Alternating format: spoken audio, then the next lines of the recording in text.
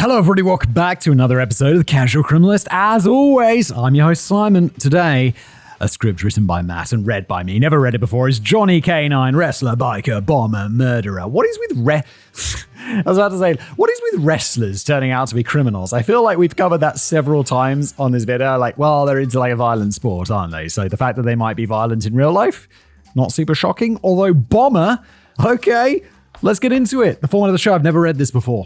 That's what we do. We explore it together, dear audience. I read it. You listen along. It's fun. It's fun. Let's go.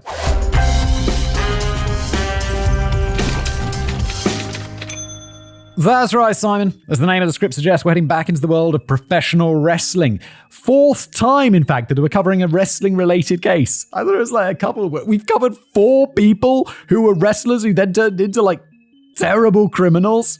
And to be fair, this is a fairly wild one, though certainly not as well known. Well, those are my favorite, where it's like less known, because then it's like, I don't kind of vaguely know the story. And also wild one, because it's good when things are wild. It just makes it more interesting. What exactly is a heel in terms of pro wrestling? Now, Matt, I would have no idea what this meant, unless I'd previously covered scripts about wrestling. It means the bad guy. While it's an old term, which is still in use today, describe the antagonist in a wrestling match, a bad guy, a villain, a no-good rotten son of a bitch. And there have been many famous ones through the years, from Roddy Piper and Edge to Ric Flair and Triple H, from Ted DiBiase and Chris Jericho to The Rock and Roman Reigns, making adults scream and children cry. Being a villain in wrestling is an art form in and of itself. I only find it easier to be a bad guy in wrestling than being a good guy or a face. Hell, it is easier to get people to hate you than to like you, so it does ring true in a way. Of all those wrestlers, the only one I've ever heard of is The Rock. I feel like vaguely Chris Jericho, maybe, but I feel that that's because maybe just there's other people called Jericho. But The Rock, obviously, Dwayne The Rock Johnson, I didn't know he was a heel in the past. He always wants to be the good guy in the movies. And he played the bad guy in the past. There you go. Fascinating. And yeah, of course it's easier to get people to hate you. Like, infamy, much easier to get than fame. With all that said, we're here today to discuss a man who not only was a heel within the ring, but ended up being a heel outside of it as well, thanks to his own dumb choices.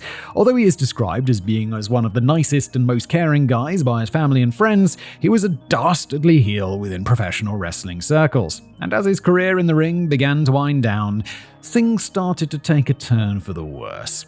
He was a hulking man that stood 6 foot tall and weighed 300 pounds. Siri, what's 300 pounds in kilograms?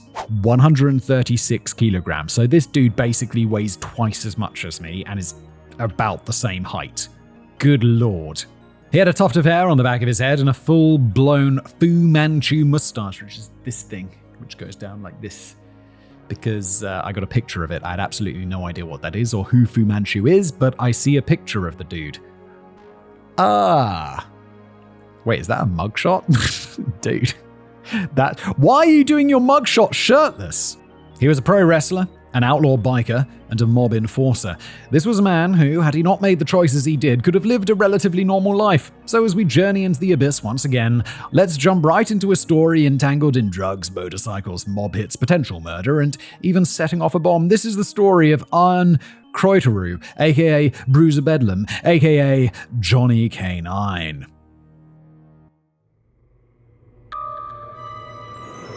From pup to K-9. As always, let's step back to the beginning. Arn William Kreuteru was born in Hamilton, Ontario, Canada on December the 7th, 1963. Born to working-class Romani parents, he grew up in a hard-working household, knew the value of money, and didn't mind jumping the line between law-abiding and criminal if it meant he'd have a good payday. He spent most of his childhood in Hamilton, particularly in the town of Dundas. And what kind of cash crim episode would this be if our subject's childhood wasn't all bent out of shape? Well, it wouldn't be a good episode at all, although you do get the occasional psychopath. He's just like, lovely childhood, caring parents, just loved murdering. But it's rare. Most people have up childhoods. I mean, most people who appear on Casual Criminalist. Checking off a box from our criminal checklist, K-9 came from a very abusive home with a very abusive father who would come home from work and beat his wife and children. When K-9 was 5 years old, his father had a habit of chasing him around the house with a broom. Wait, you could definitely find me chasing my kids around the house with a broom. but generally they're laughing. They're like, Dad, no! I go home in like an hour. I'm going to chase my kids around the house with a broom. Now picture an old school bed in the 60s, the type of bed that had the steel frame and steel support underneath. Now picture a small 5-year-old boy running into his room, climbing underneath the bed, and then clinging onto those support beams underneath with his fingers and feet for dear life. That's exactly what K-9 did numerous times when his father was after him. Also, that when his dad was searching for him, when he thrust the broom under the bed, it would miss his little body every time. Yeah, that's a little bit different to me playing with my kids. If anything, it was the abuse at home that would later fuel the tough guy persona K-9 would exhibit, not only in the ring, but in real life. As he grew older, this could be why K-9 wanted to become as big as he possibly could, and he could frequently be found at a local gym by the name of Bad Boys during his teenage years. I have a feeling that with a name like that, it wasn't the kind of place that attracted the best sort of clientele. I go to a gym called Form Factory. It sounds like exactly the opposite of this. Though K-9 did quickly become a beast of a man, picture one of those old-school carnival strongman types, and you could probably picture what K-9 looked like at his best. Also, if you're watching this on YouTube, hey-oh, picture on screen!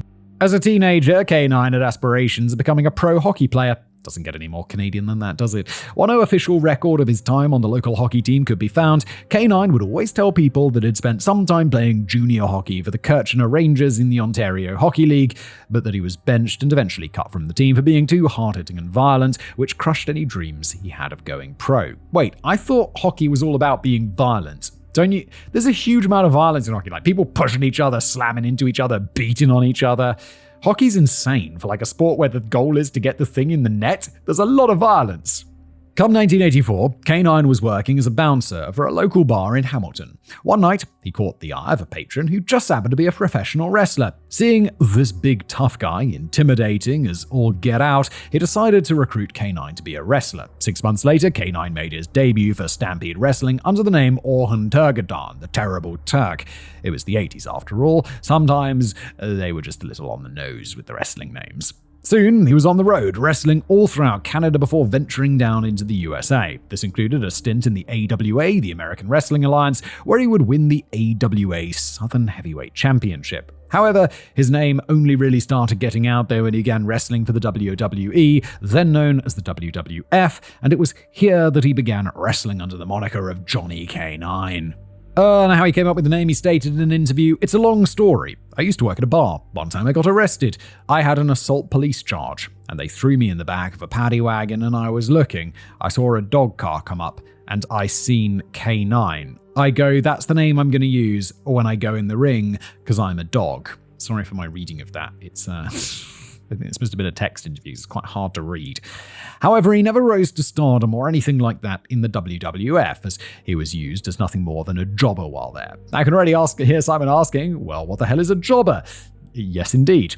Well, in wrestling terms, a jobber is someone who essentially gets paid to lose. They come in, they get in the ring, they get beat up, they take the loss, and they get paid. It's not really a bad thing. Arguably, it's a necessary position, but not one of any luster or prominence. Basically, all K-9 did in the WWF was lose, though at one time he even got in the ring with Hulk Hogan, one of the most iconic superstars of all time. It was another loss, but it still meant something.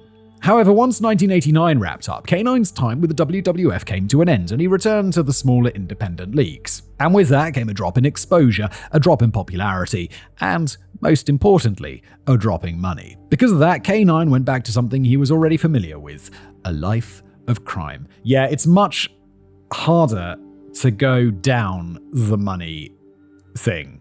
Like, if you got lots of money and then you don't have lots of money, that's going to be really difficult. Whereas if you just don't have lots of money...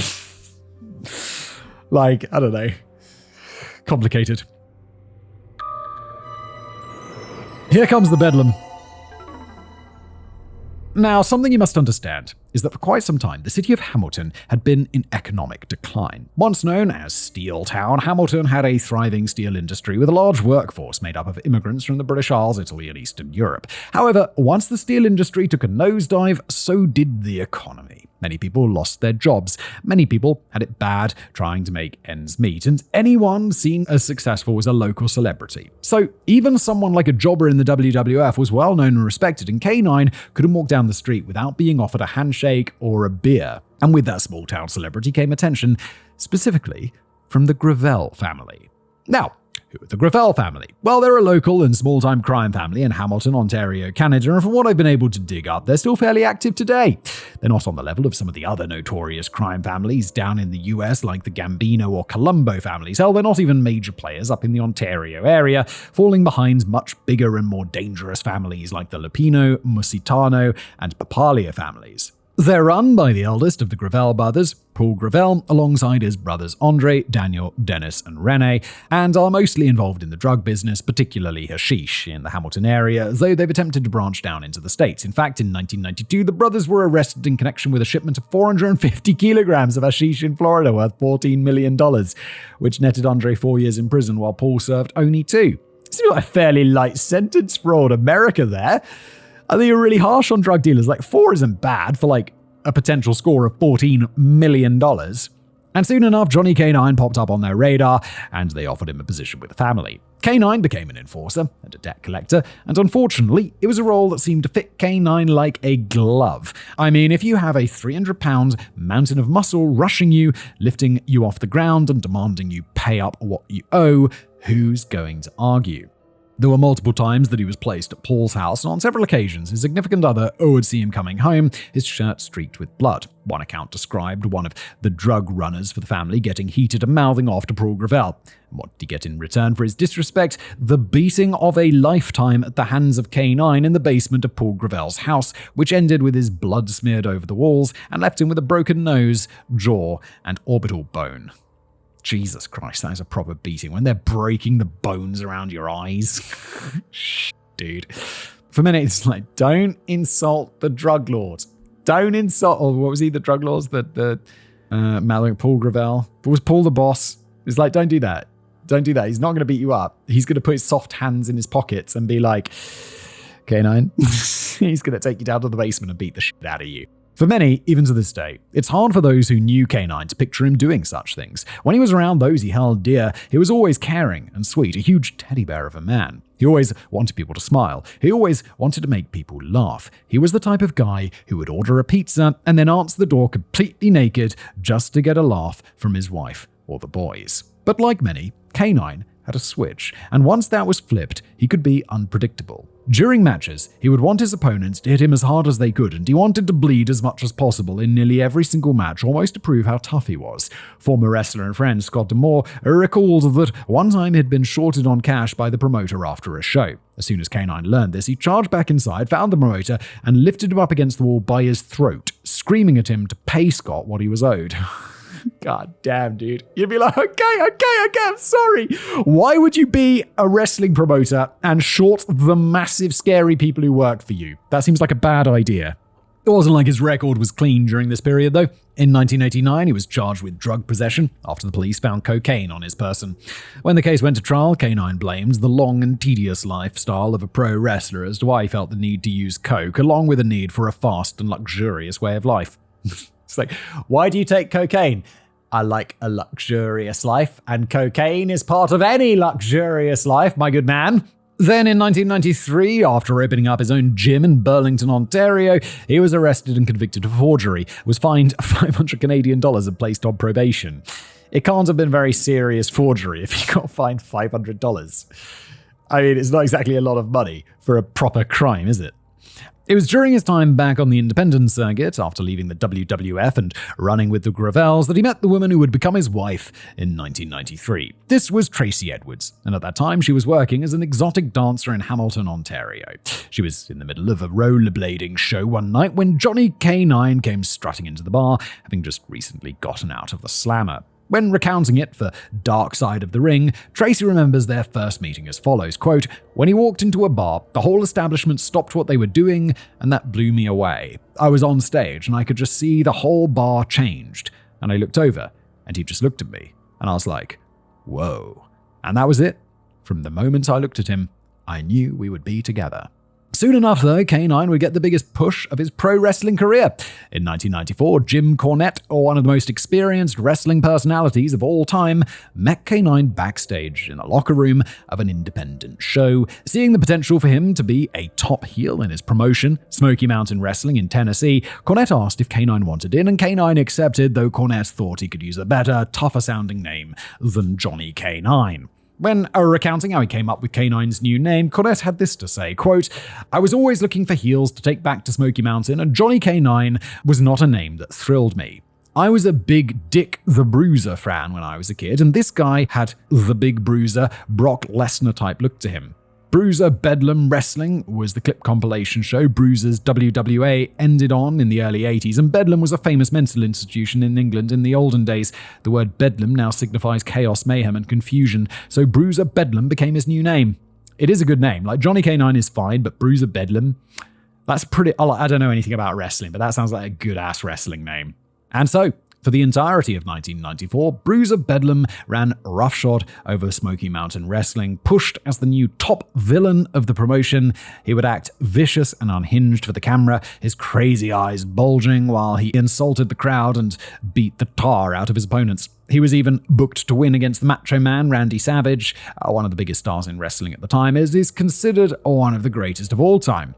His star seemed to be on the rise. He was loving life, and if things had continued as they were, he might have gone on to bigger and better things. He truly wanted to make it in the wrestling business. He wanted to be a star, but it wasn't to be.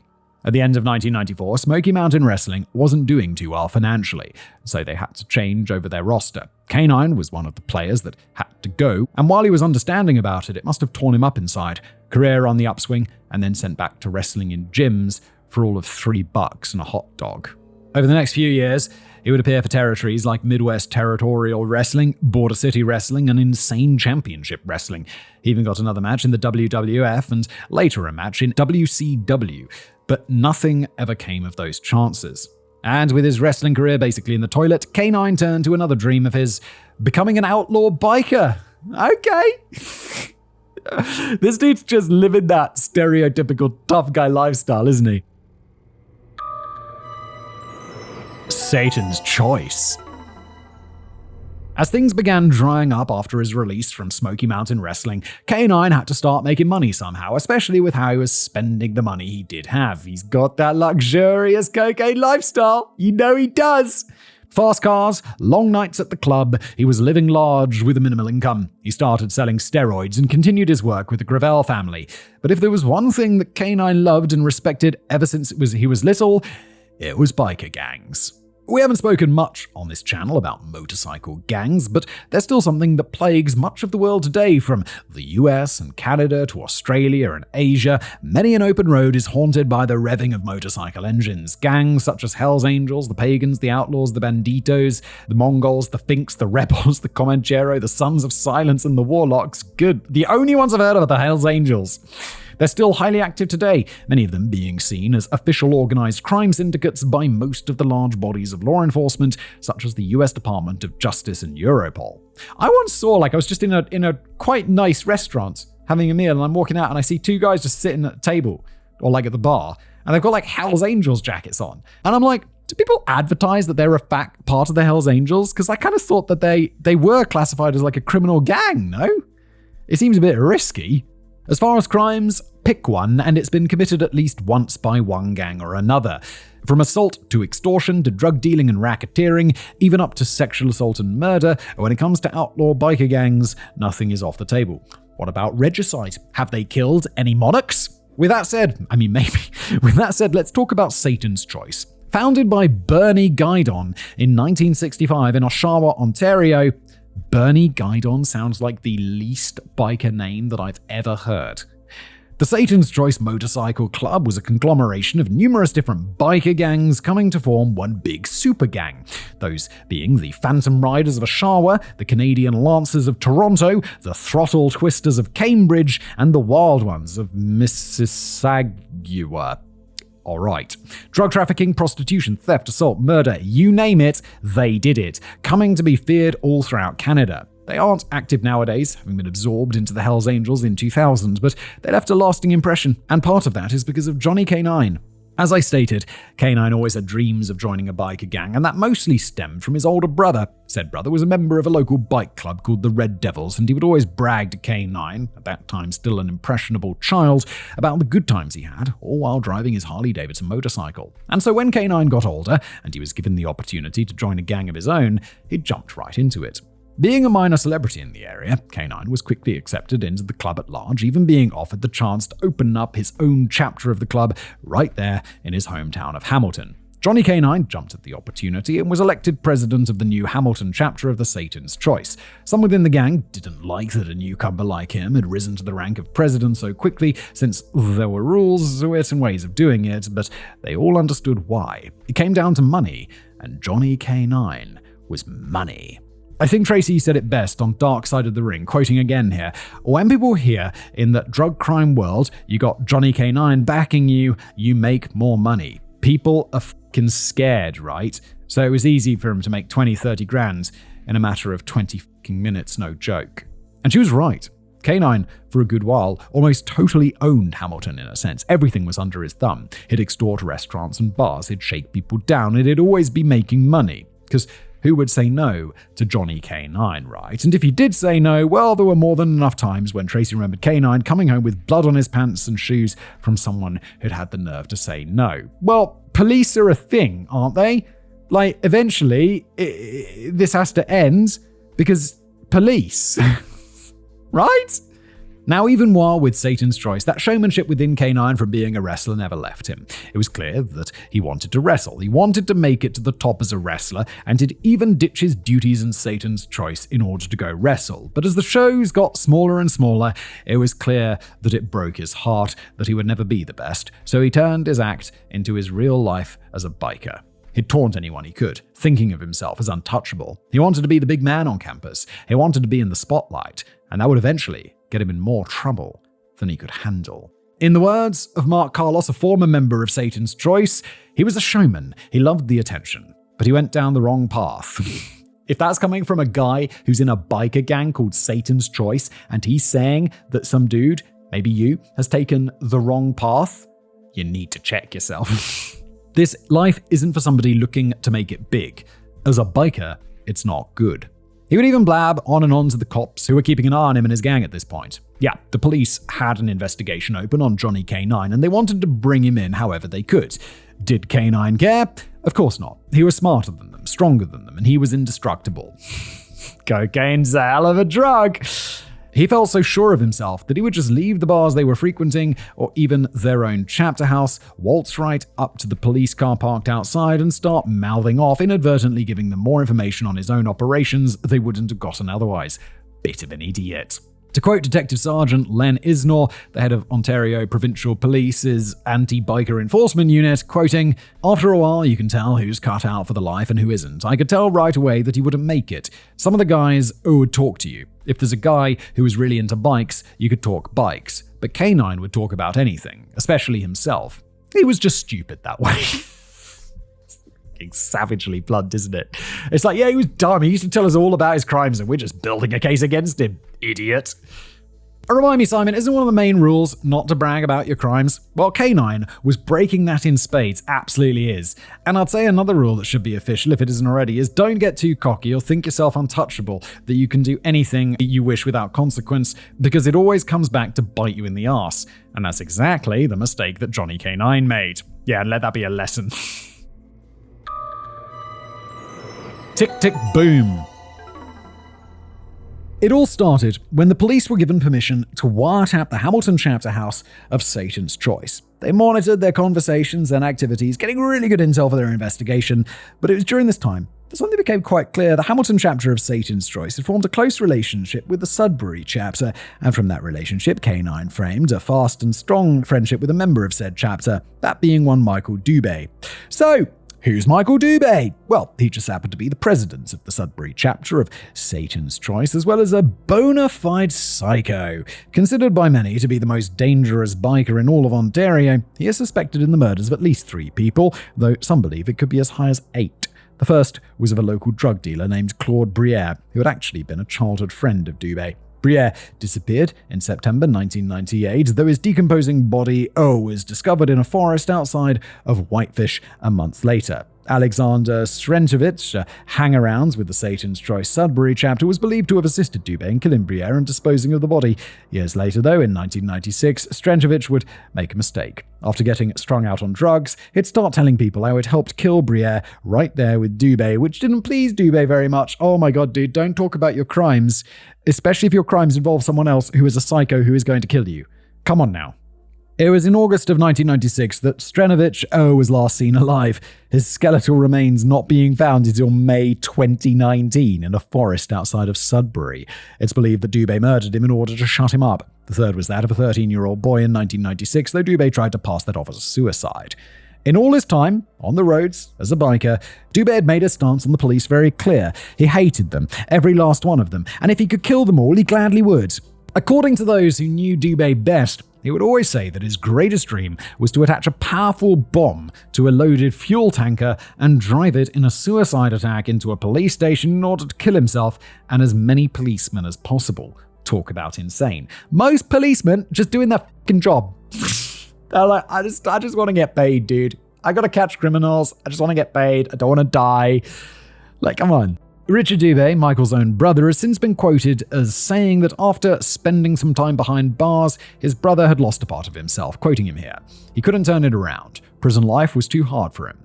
I think there is psychosis produced in those places. When he came out, he was scary. I was even scared of him. As the mid-90s rolled by, K-9 continued to ride his hog down a very dark and dangerous path. Under his leadership, the Hamilton chapter of Satan's Choice began dealings with the Hells Angels, particularly when it came to purchasing cocaine. They continued to peddle drugs to turn a profit, but that eventually caught up with him as he was brought up on charges of cocaine trafficking. And what did he get? A slap on the wrist of 10 months. They couldn't even give him a whole year. And what did he do almost as soon as he got out? Why, he wound up arrested and put away on an assault charge, this time for only 7 months. Cocaine trafficking? 10 months? How is this guy getting such light sentences? What's going on?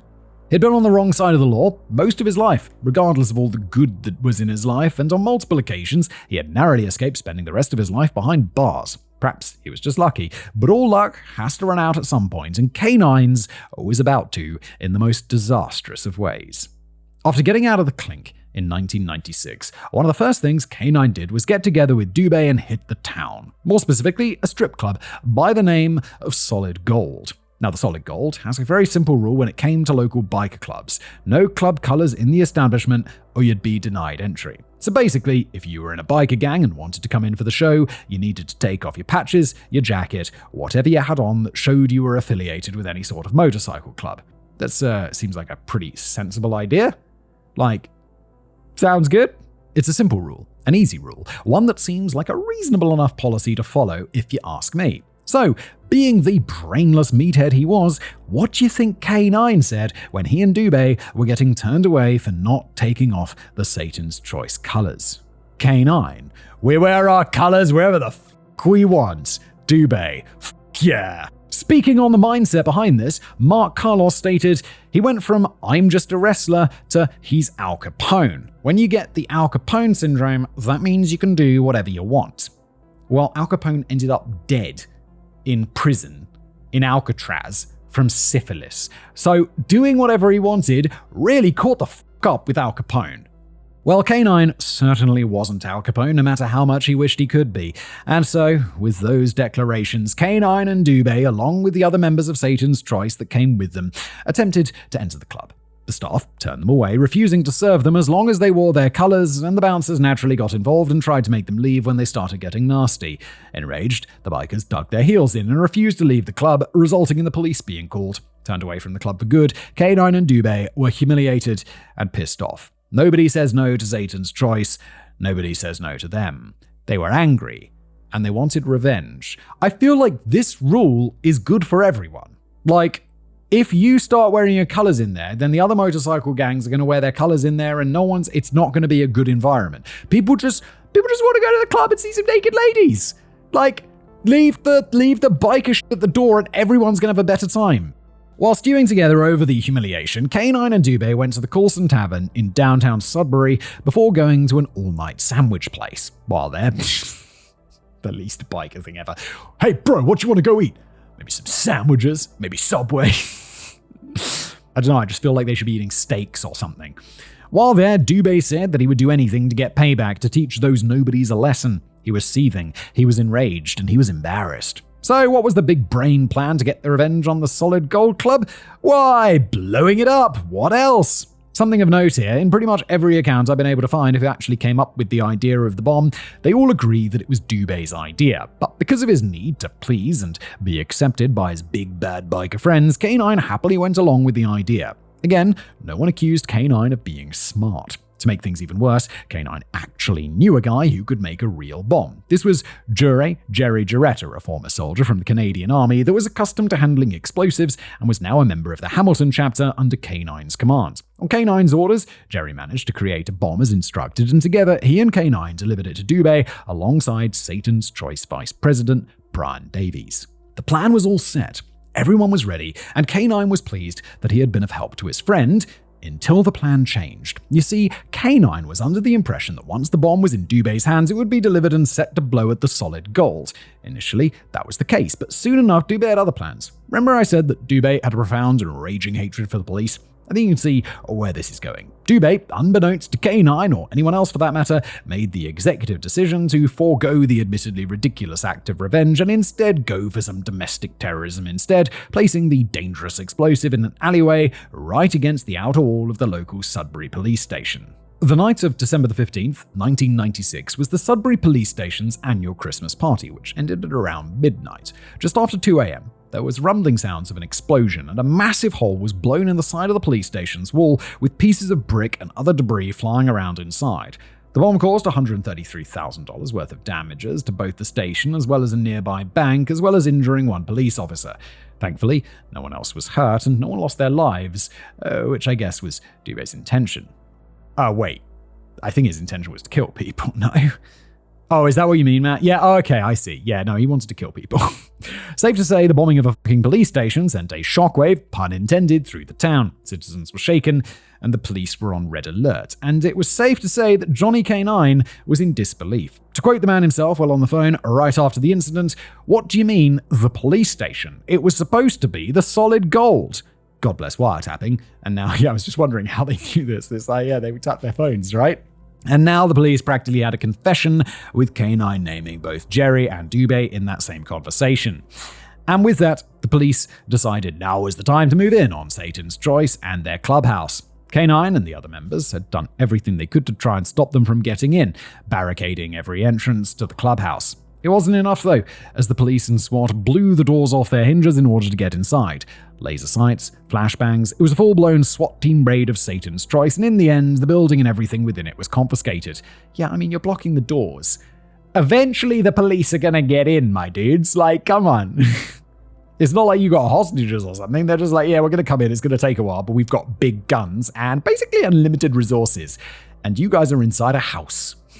After all of this and the drama surrounding the police station bombing, the national leadership of Satan's Choice decided it was best to disband the Hamilton branch entirely. K-9 and Tracy were in bed that night when the red and blue lights of the SWAT team flashed through their windows. Tracy, at first, thought it was some of K-9's criminal enemies coming to get them, that they were about to die. Wait, why would you think it's criminals if it's red and blue lights? You'd be like, it's police. Red and blue means police. To quote her, "So the next thing you know, we're in bed, and I thought there was a hit. I thought gangsters were coming into the house to kill us. Then I realized. I looked. I could see all the boots. 50 SWAT team members came bursting into our home." Yeah, it was over at that moment. K-9 was arrested in connection with the bombing, and he was taken away in cuffs, and all the while he screamed that he never meant to hurt any officers, and the bomb wasn't meant for them. Dude, that's not smart. Stop it. Just get a lawyer, please, immediately. The bomb wasn't meant for you. I just meant to kill strippers and patrons of a club who were also super innocent.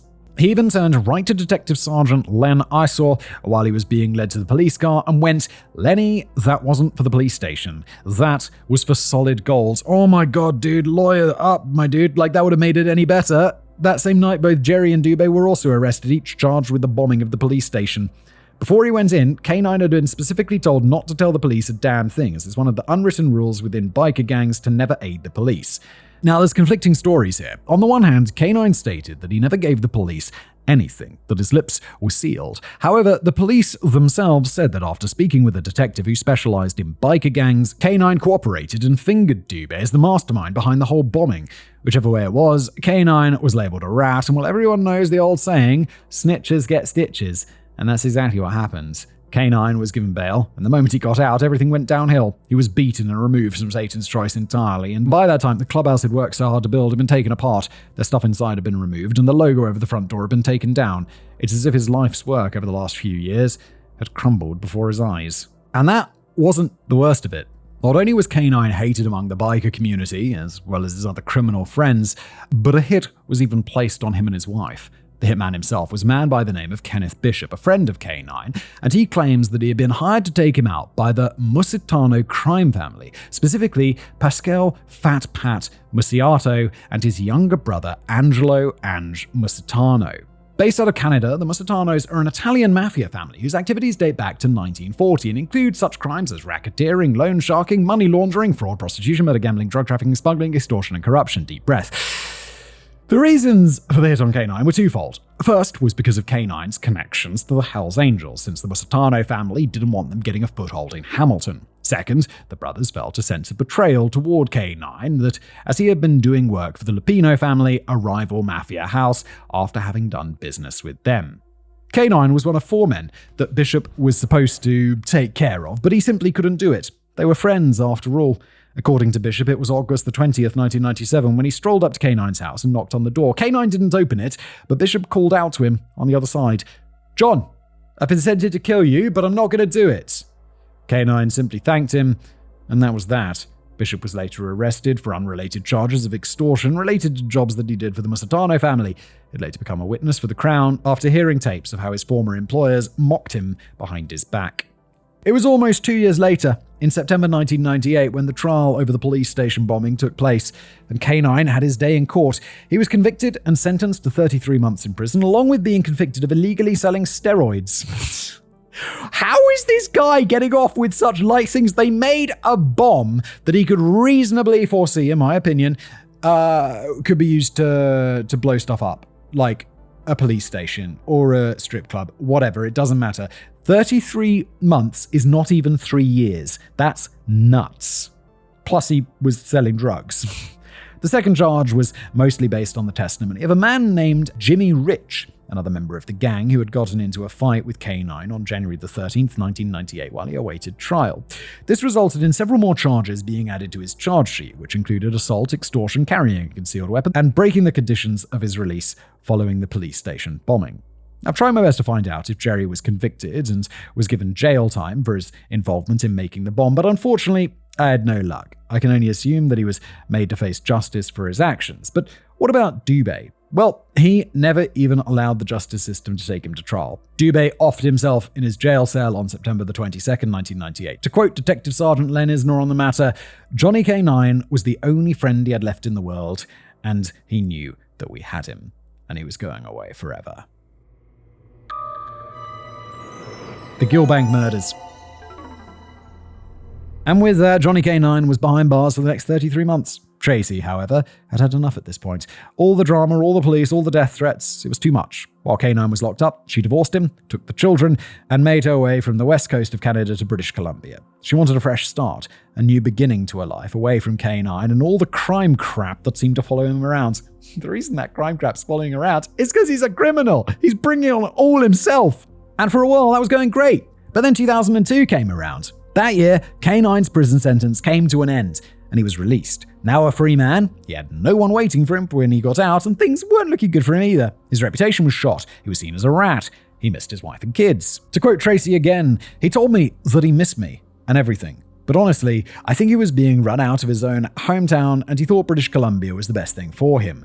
He flew across, landed at Vancouver Airport, and as soon as I saw him at the airport, I was so in love with him. I wanted to believe what he was telling me. I told him, I said, let's turn something bad into something really good. He was, at one time, wanting to open a wrestling school. Instead, he went to prison again. Look, As you can see, Tracy loved K-9, and she was trying to be as optimistic as possible. K-9 wanted to be a good husband, he wanted to be a good father, he wanted to start anew. But the past never truly dies, does it? The night of November the 16th, 1998, was the night of a horrific double homicide in Ontario, Canada. The victims were Lynn and Fred Gilbank, a successful local lawyer, and her loving, devoted husband. You see, Lynn had been on the arse of the Gravel family for quite some time. Remember them? They're the crime family that K-9 was an enforcer for back in the early 1990s. She'd been going after them for a while, and even aided in getting two witnesses, William and Angie Smith, into witness protection after old William gave the police information about the Gravels and their activities. That night, an intruder entered the Gilbank house at around 5 a.m, shotgun in hand. As the home invader made their way up the stairs, Fred Gilbank, having heard an odd noise, went out into the hall and came face to face with them. The shotgun was discharged twice, and Fred Gilbank collapsed and died in the hallway. He doesn't have a gun? I know this is Canada and all that. What's the gun situation in Canada? I feel like if you're a lawyer who is chasing after a powerful crime family, you should probably have some sort of protection or more advanced alarm system, something, anything, because you're more likely to get murdered. The killer then entered the master bedroom, where they found Lynn Gilbank still in bed. She barely had any time to react before the assassin unloaded 4 shots into her, killing the poor woman right there and then. To this day, it's believed the Gravel family had a hand in the murders, with the motives being intimidation. If any other criminals, or anyone in the legal profession, wanted to take a crack at the Gravels and their business, they now knew what would befall them if they tried. It took a long time, 9 years in fact, for the police to piece together that it was likely the Gravels that ordered this hit, specifically Andre Gravel, as retaliation for interference. And as far as K-9 was concerned, he was the most well-known hard muscle for the family, so his name was of interest from the start. Does it sound plausible? Sure it does. Is that alone? Shaky at best? Well, you bet it is, but the police went with it anyway. Johnny K-9 and Andre Gravel were arrested and charged on January 6, 2005 with 2 counts of first-degree murder and 2 counts of conspiracy to commit murder in relation to Lynn and Fred Gilbank's deaths. K-9 spent 7 months in prison and was released on a $100,000 bail, but that didn't last long as he was arrested again for violating it on the 2nd of December 2005.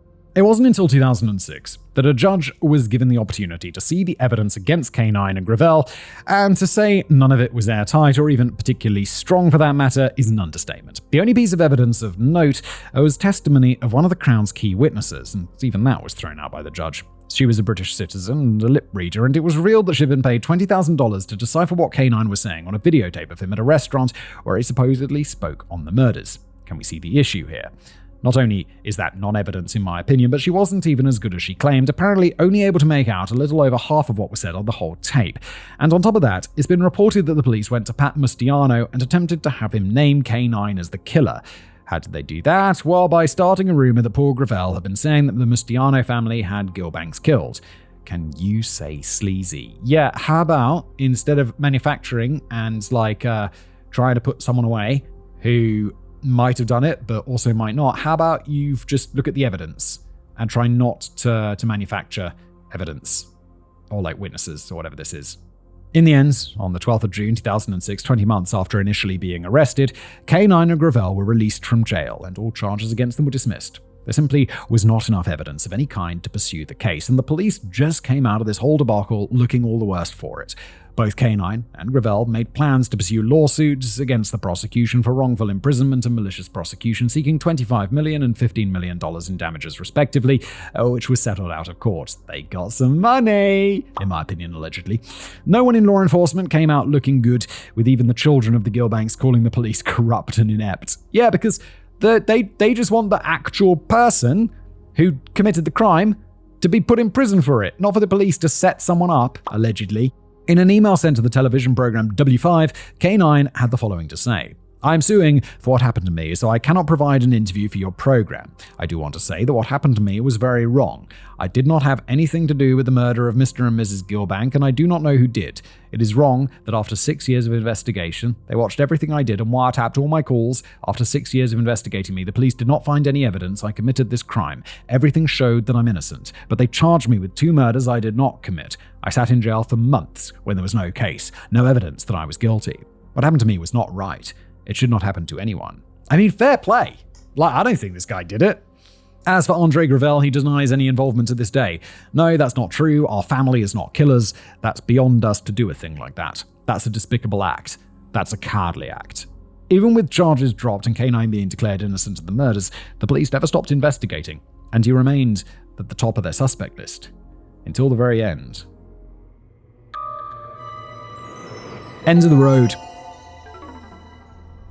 After the murder charges were dropped, K-9 moved back to Vancouver, British Columbia, in 2007. With all the nonsense seemingly behind him, K-9 wanted to start fresh, and so he did that with Tracy. First step in that process, ringing the wedding bells. And that year, K-9 and Tracy were married for the second time. Living in Vancouver seemed to have a positive effect on him, and he seemed to be loving life. It's beautiful out here. Oh my god, the ocean, the mountains. Hamilton makes me puke now when I think about it. All those years wasted sitting there in that garbage. You know what I mean?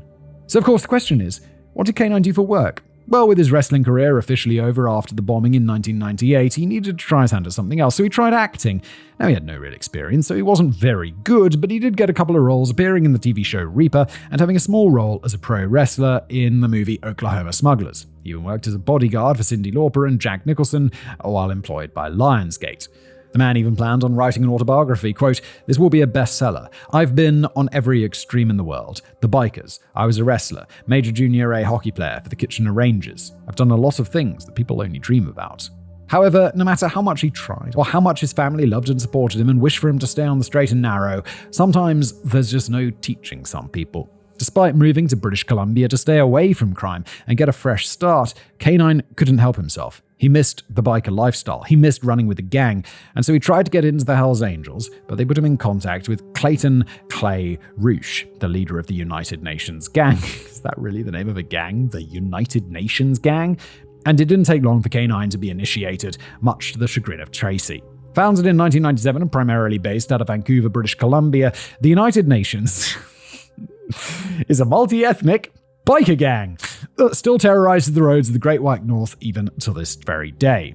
I specify multi-ethnic because it seems to be one of the things that the gang takes most pride in, with their members consisting primarily of Canadians of European, East Asian, First Nations, and Iranian heritage. As for their activities, well, it's one of those situations where you could name almost anything, and they'd probably at least done it once, with the list including arms trafficking, drug trafficking, extortion, illegal immigration, money laundering, murder, passport fraud, prostitution, robbery, bribery, theft, assault, motor vehicle theft, the list goes on deep breath.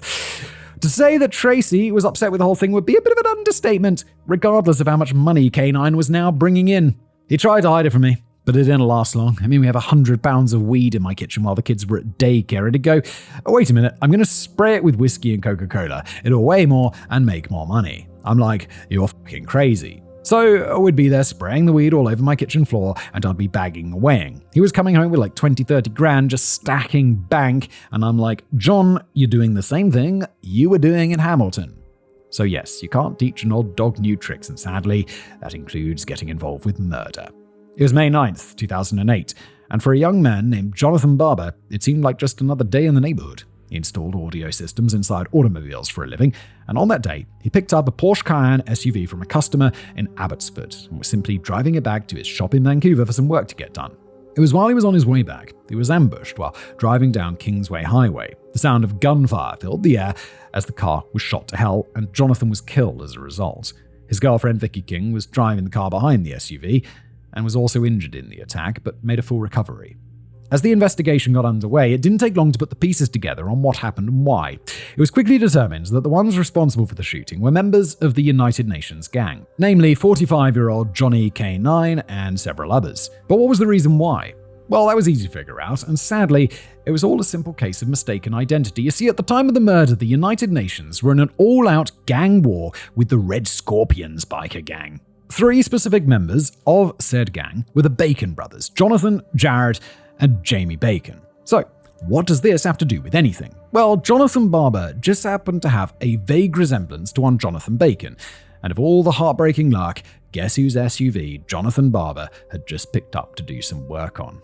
That's right, Jonathan Bacon's SUV. It was all a mix-up, it was all a mistake, and unfortunately, it cost an innocent young man his life. On May 15th, 2009, K-9 and 7 other members were all arrested and charged with conspiracy to commit murder for alleging to plot to kill the Bacon brothers and other members of the Red Scorpions gang.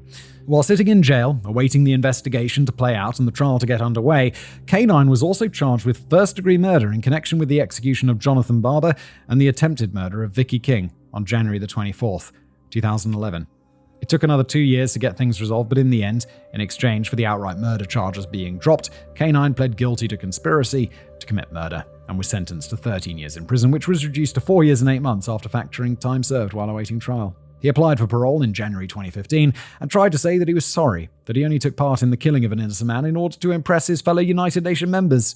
Safe to say his parole was denied, with the board citing his 20-year-long criminal history before he joined the UN gang, with one member stating, "You appear comfortable using violence." It wasn't until September 1st, 2016, after he had served the 4 years, that K-9 was moved to a halfway house. This was the only halfway house in Canada that was willing to accept him, but under strict conditions. 1. K-9 was not to have any contact with gangsters or criminals, and 2. K-9 was not to enter Hamilton under any circumstances. Oh, how the mighty have fallen, and in the words of another outlaw biker who wished to remain anonymous, he just became a nobody, lost all of his fame, lost all of his clout. Nobody wants to end up in the Kiel Center. The type of guys who go there are guys who can't go anywhere else. He had seen his better days. K-9 was nearing the end of his sentence, due back home with Tracy and his 3 children, when it all came to an end. Tracy recalled the day she received the news, and he was supposed to come back to Vancouver in 6 weeks, but instead the police came to my door and they said, "Do you know Ion Kratoru?" That's K-9. And I said, "Yeah." Now in my mind I'm thinking, oh shit, what's going on? And he said to me, "Arm passed away this morning." I went completely numb, and I was shocked. It was so hard. So hard. On February the 21st, 2017, the 53-year-old had passed away. To this day, the actual cause of his death is up for debate. The official story is that he passed away from a heart attack, and it's not exactly unbelievable. He was a steroid user and he lived a rough lifestyle of drugs and alcohol, so it's easy to understand how that would have caught up to him in the end. Some believe that whether intentionally or accidentally, he had been killed by the guards at the halfway house, as Tracy claims they'd maced him so badly that his lungs needed to be scraped during the autopsy. Others believe that he was killed by rival gang members. Some say that after all the hardship and misfortune that he'd admittedly caused himself, that he couldn't take it anymore and gave himself the old goodbye goodnight. For now, all we know is that the road had finally ended for K-9, and I'd say that a local headline indeed said it best when reporting his demise. Natural causes succeed where mob hit men and gangsters failed.